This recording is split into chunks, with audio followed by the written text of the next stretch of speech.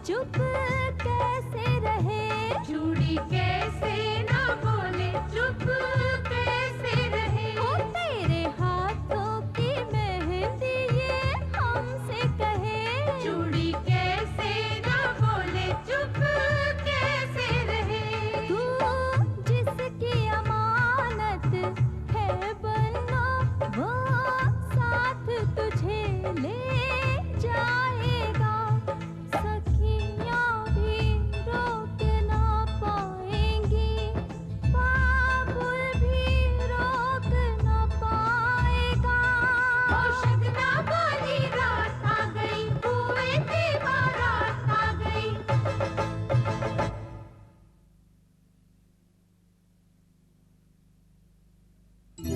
अरे तो तू भी खामखा दिल छोटा कर रहा है। और किसी खबर का ना आना भी अच्छी खबर की निशानी होती है। अगर कोई ऊंच नीच हुई होती तो संतोष तुझे खुद फोन नहीं करती। सवेरे सवेरे कौन मेहमान आ गया अपने घर? वो अपने होने वाले जीजा जी और डिंकी के होने वाले पति। इस लड़के में तो कोई खराबी नजर नहीं आ रही।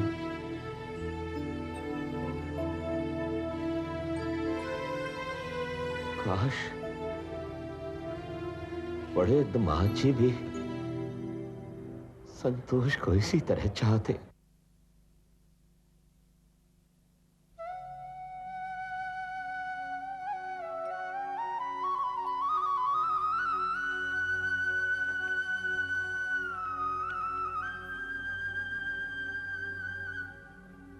हाँ खत्री, मैं लाहौरी बोल रहा हूँ।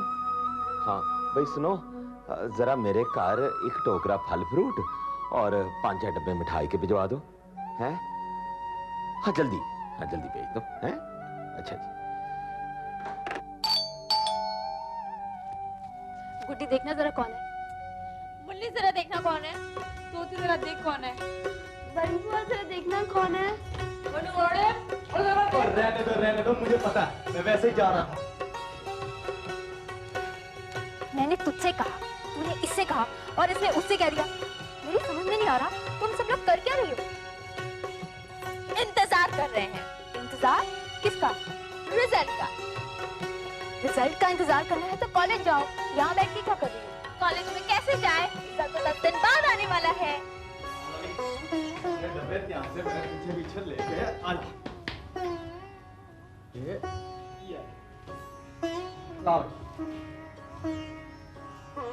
जा भाई, हर बार बच्ची नहीं मिलती।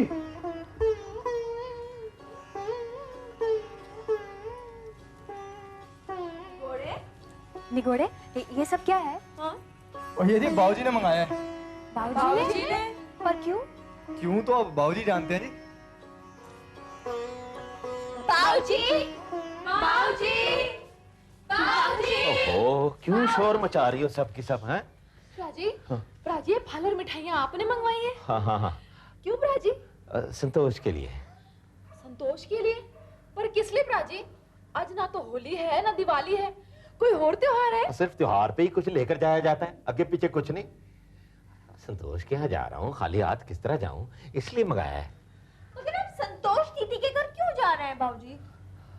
पुत्र, वो कल से उसकी कोई खबर नहीं आई ना, इसलिए ये देखने जा रहा हूँ कि वहां सब कुशल मंगल तो है ना। बाबूजी, किसी खबर का ना आना भी अच्छी खबर होती है। कमाल है, ये तो सुहेरे अहमद भी कह रहा था। तो फिर आप क्यों जा रहे हैं बाबूजी? बहुत दिल कर रहा है संतोष से मिलने के लिए। बाबूजी, कितने दिनों बाद दीदी और जीजा जी मिले होंगे। 2-4 दिन रुक जाइए ना, फिर चले जाना। हाँ, कह तो तू भी ठीक रही है, पर मैं क्या करूं पुत्र। फोन कर लीजिए ना बाबूजी, बात कर लेंगे तो मन हल्का हो जाएगा। हाँ, ये बात मेरे मन में क्यों नहीं आई? क्योंकि बाबूजी आपने ईद वाले में पहले सोता ही नहीं होगा। लेकिन पुत्र अब सोच लिया है। डिंगी जरा फोन लगा। जी बाबूजी। हाँ।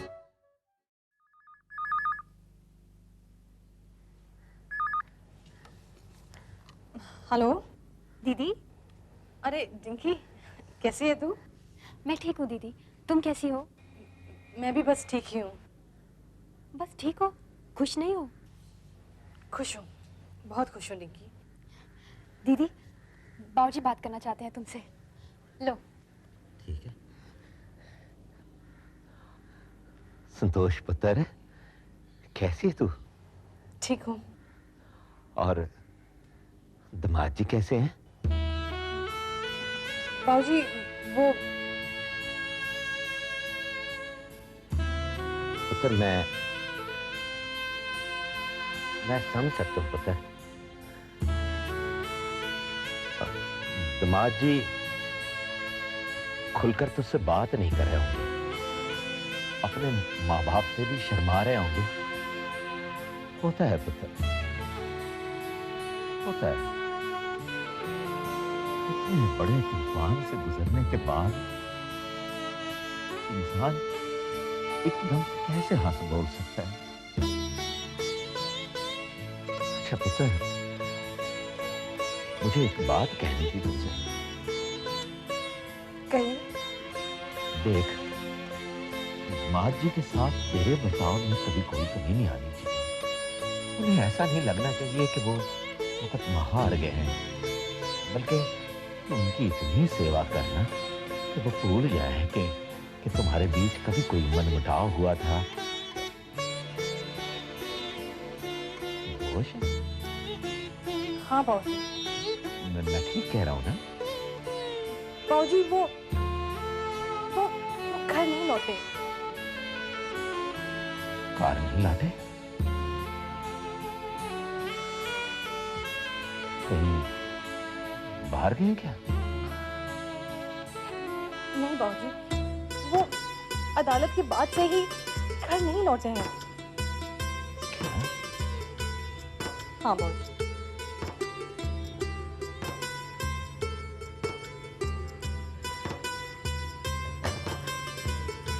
बाबूजी,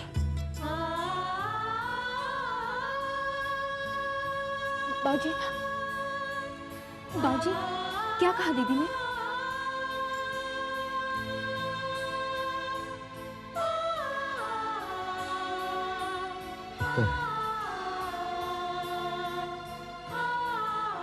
दीदी ने तो कुछ नहीं कहा, लेकिन मैं बहुत कुछ समझ गया।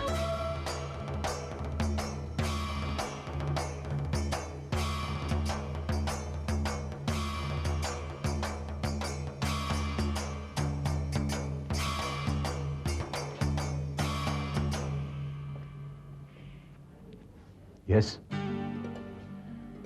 आप इजाजत हो तो अंदर आ सकते हैं। आइए।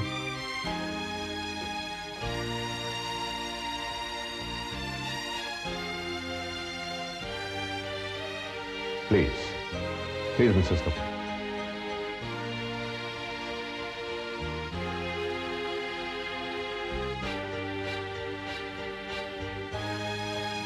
यस मिस्टर कपूर, कहिए कैसे आना हुआ? मिस्टर नारंग, हम चंद्र को लेने आए हैं। फिर तो आप गलत जगह आए हैं, क्योंकि चंद्र अब यहां नहीं रहता। यहां नहीं रहता? लेकिन कल तक तो वो यहीं था। कल और आज में बहुत कुछ बदल गया है मिसेस कपूर। कल तक उसकी जिंदगी में एक मकसद था, और आज वो बिना मकसद के यहां वहां भटक रहा है। कल तक उसका मेरे जैसा हमदर्द था, लेकिन आज उसे मेरा साया भी नसीब नहीं है।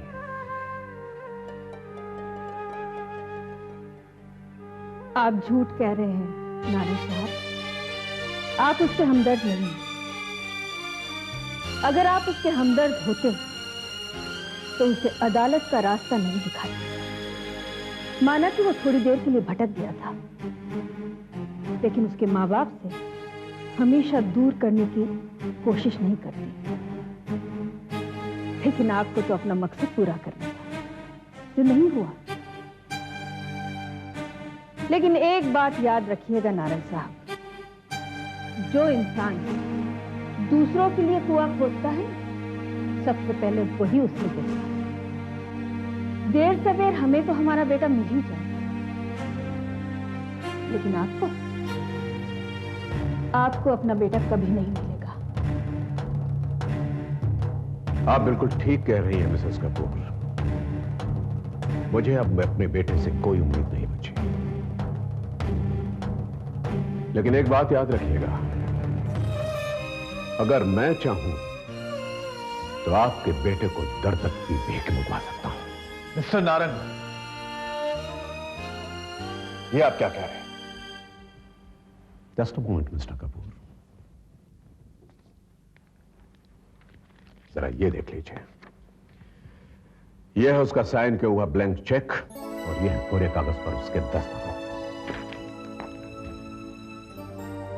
अब आप खुद अंदाजा लगा सकते हैं कि मैं क्या कर सकता हूं, लेकिन मैं ऐसा करूंगा नहीं। मैं आपके बेटे की तरह एहसान फरामोश नहीं हूं, जो ना मेरा हो सका, ना आपका और ना अपनी पत्नी का।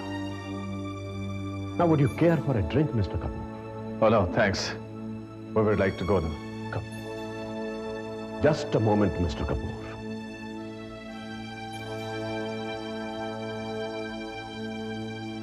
जाने से पहले वो चेक और वो कोरा कागज लेते जाइएगा, क्योंकि इंसान के दिमाग में बतूर भरने में देर नहीं लगती। Have a very nice day, Mr. Kapoor and Mrs. Kapoor.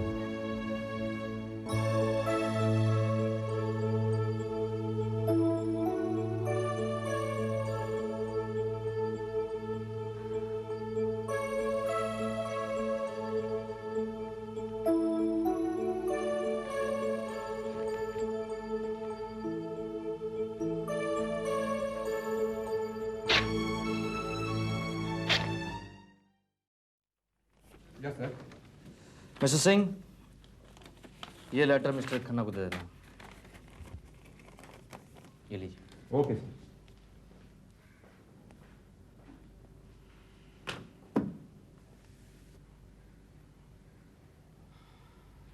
ओ भटिया साहब, आप क्यों फिक्र करते हैं? आपका कंसाइनमेंट मेरे सामने पड़ा है और लुधियाना है ही कितनी दूर? हाँ, 2 दिन में आपकी बेकरी की मशीनें वहां पहुंच जाएंगी। अच्छा जी, आप मुझे इन्फॉर्म कर दीजिएगा। चंगा जी। हाँ, ये मिस्टर चंद्र कपूर ने भेजा है। अच्छा, थैंक यू। क्या भेज दिया भाई चंद्र ने?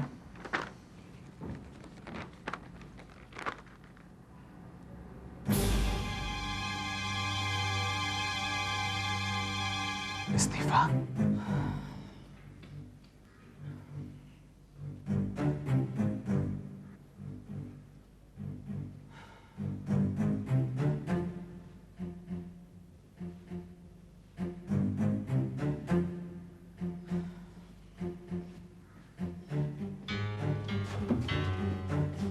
खन्ना साहब, आप क्यों?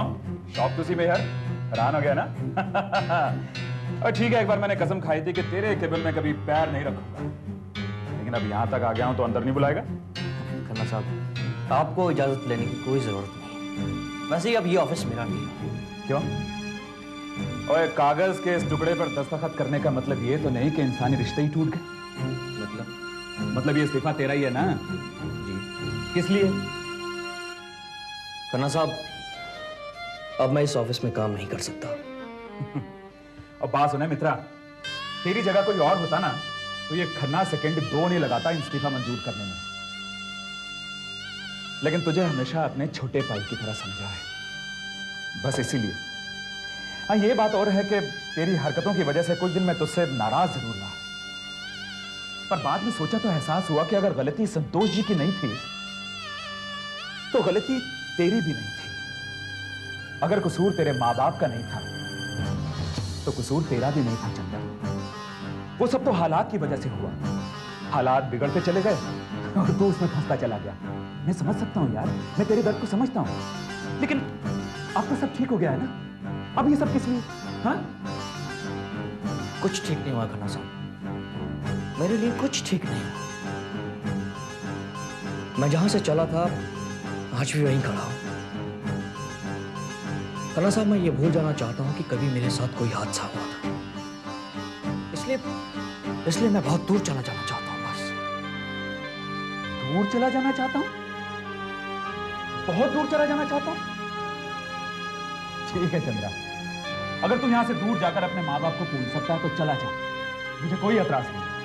अगर तू यहां से दूर जाकर खुश रह सकता है ना तो चला जा, मुझे कोई एतराज नहीं। मैं जानता हूं मित्रा, इस वक्त तू बहुत अकेला हो गया है, इसलिए तुझे तेरे रिश्तेदार संबंधी सभी बुरे लगने लगे। अकेला रहकर हिम्मत हारकर कोई भी जंग जीती नहीं जा सकती, और फिर ये तो जिंदगी की जंग है। इसलिए कहता हूं ले हार दे इसे और मेहनत से शुरू कर दे एक बार फिर से काम। और यारा, वक्त 100 मुंसिफों का मुंसिफ है, वक्त हर जख्म को पर देता है। साहब आप मुझे मजबूर कर रहे हैं, आप मुझे मजबूर कर रहे हैं, मुझसे काम नहीं होगा। मैंने कहा ना आपसे, बस काम नहीं करेगा तो खाएगा क्या? ठीक रे रोड़े। जो लोग काम नहीं करते वो लोग तो पेट भरते हैं। ओए ओए, पेट तो भिखारी भी पड़ते हैं, तो जाकर शामिल हो जा उनकी जमात में। जा, ना कटवाते हमारा, सारा समझता ही नहीं है बिल्कुल।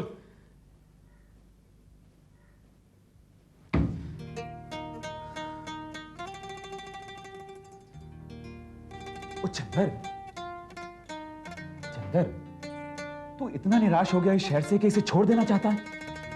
अच्छा कोई बात नहीं, उसकी भी एक तरकीब है मेरे पास। तुझे याद है संतोष जी की खुशी के लिए मैंने तेरा लंदन जाना कैंसिल करवा दिया था? ओए, अब मैं तेरा लंदन जाना पक्का करवा सकता हूं। सच? आप सच कह रहे हैं? ओए 100% सच, मर्द की जबान है। लेकिन मित्रा, तब तक तू मुझसे कोई भी सवाल जवाब नहीं करेगा। जैसा मैं कहूंगा वैसा ही तू करेगा, और जहां मैं कहूंगा वहीं तुझे रहना होगा। है मंजूर तो बोल हां। खन्ना साहब, मैं आपसे वादा करता हूं मैं आपसे कोई सवाल जवाब नहीं करूंगा, लेकिन जहां तक सवाल रहा मेरे रहने का, तो आप मुझे मेरे घर जाने पर मजबूर नहीं करेंगे। तू रहा शुदाई का शुदाई, खन्ने को पागल समझता क्या? ओए, मैं तुझे तेरे कार जाने के लिए नहीं कह रहा हूं, मैं तुझे कह रहा हूं खन्ने के कार जाने के लिए, अपने बड़े भाई के कार जाने के लिए। है मंजूर तो बोल हाँ। That's like a good brother। अच्छा, तू आज ऑफिस से छुट्टी मार ले, मैं यहाँ। ओ मैं ही क्यों, मैं भी तेरे साथ छुट्टी मार लेता हूँ। ऑफिस का काम कल करेंगे, आज करते हैं मस्तियां तेरी भाभी के साथ। आजा।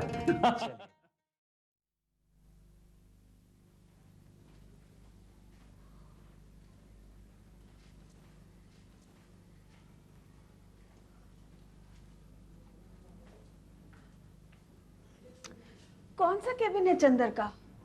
मेरे ख्याल से यही है, एक मिनट देखता हूं।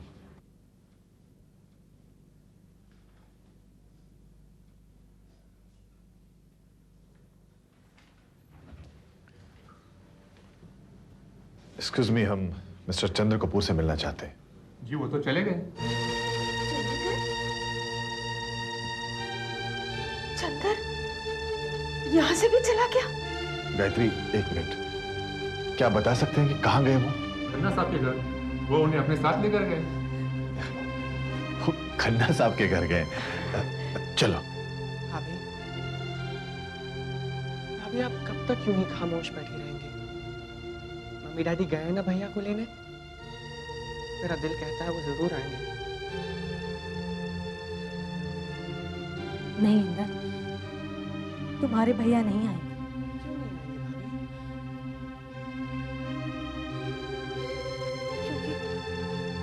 अगर उन्हें आना ही होता तो वो जाते ही नहीं। तब और आज में बहुत फर्क है भाभी। अब तो अदालत ने भी यही फैसला सुनाया है कि कानूनी तौर पर भी आप ही भैया की पत्नी हैं। नहीं इंदर, कानून ने सिर्फ रिश्तों का फैसला सुनाया है, दिलों का नहीं। अदालत ने उन्हें मेरे साथ रहने के लिए मजबूर किया है, मेरा साथ निभाने के लिए नहीं। तुम खुद सोचो इंदर, क्या अदालत उन्हें मेरी तरफ देखने के लिए मजबूर कर सकती है? क्या अदालत उन्हें मेरे साथ हंसने बोलने के लिए मजबूर कर सकती है? बोलो इंदर, है कोई ऐसी अदालत जो उन्हें पति पत्नी का रिश्ता निभाने के लिए मजबूर कर सके? सच तो ये है कि पति पत्नी का रिश्ता दिलों का रिश्ता होता है और वो तभी निभाया जा सकता है जब दोनों के दिलों में एक दूसरे के लिए जगह हो। और तुम्हारे भैया के दिल में मेरे लिए कोई जगह नहीं। नहीं भाभी नहीं, ऐसी बात नहीं है।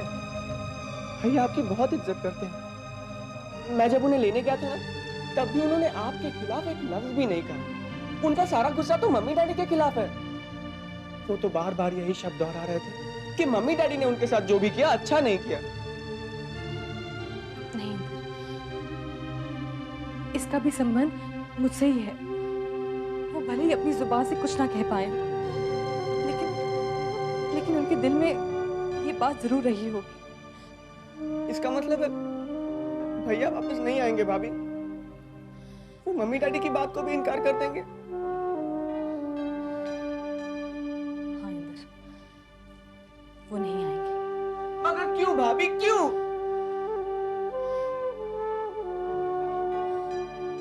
क्योंकि ये पहला घर है जहां बेटे की बजाय बहू के हक में फैसला सुनाया गया हो।